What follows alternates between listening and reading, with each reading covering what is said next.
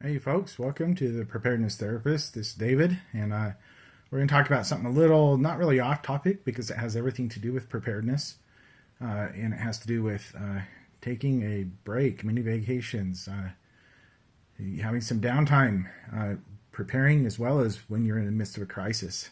We're going to talk about whittling today. I first learned to whittle, and I'm not great at it, but it's fun, right? And that's what's important. I was at Rabbit Stick. Justin was my instructor there and taught me to whittle on some aspen, and I think that this is aspen right here.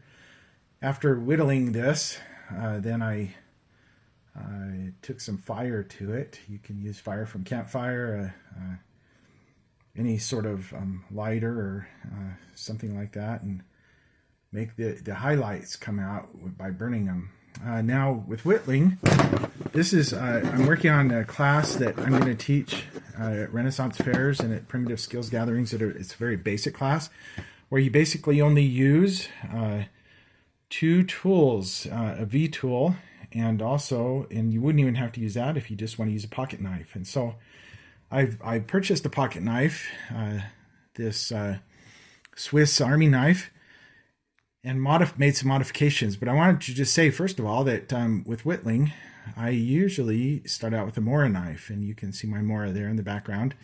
And that's just to basically make some cuts and trim around the tops here.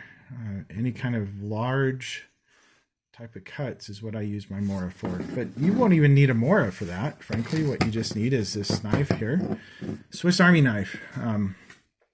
Three blades that I use. This blade, the saw blade, I use to cut down and very rough shape the tree. Then I use this longer blade instead of a Mora knife. It's a very handy blade to have, but I don't use that a lot. I use this blade probably the most.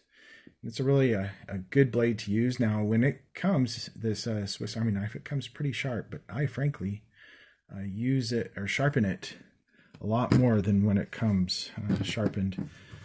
Now I'm gonna put up some pictures on the screen while I open up another blade here that I modified. I took the can opener of this Swiss Army knife and I modified it. This is the can opener, and then I modified the end of it using either a file or a diamond sharpener. This is the finished product of what I've come up with. It can't be used as a can opener anymore, but that's okay. I got this knife to be a whittling knife, and that's what I've made it to be. I modified the end with a file or a diamond sharpener, like I mentioned. I put an edge on it with the diamond sharpener. Now I use 2 or 3 diamond sharpeners. I go from 400 grit to 600 or 800 and then 1000 or 1200 grit. And so it really doesn't matter a whole lot. The higher the number of grit, the more fine your sharpening is going to be, and the longer it's going to take. But you can use a 1200 grit to take it all the way down to where you want it to be. You're just going to have to use a lot more elbow grease to do it. Then I finished this off with a strop. The strop is something that I think is really crucial and vital.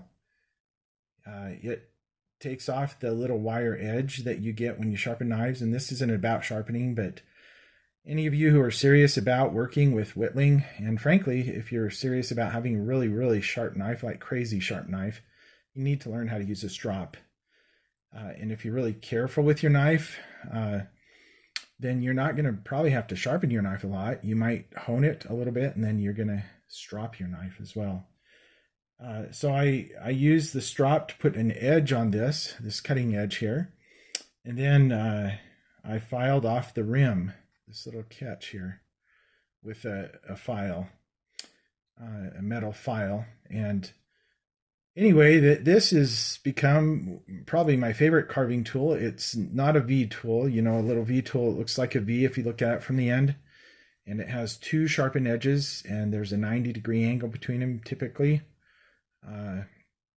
And that it works really well to make these little cuts. You just have to do once, but if you can make similar cuts to this just using a straight edge knife. You just have to cut a V out of the wood itself. But this modified can opener has worked really well for me. I've been really pleased with it, and this is something as an everyday carry for me, and so I've always got something to, if I spend 5 minutes, if I have 5 minutes to spend doing something, I find a piece of wood and start whittling on it. Thanks for watching. Subscribe and share this with your friends.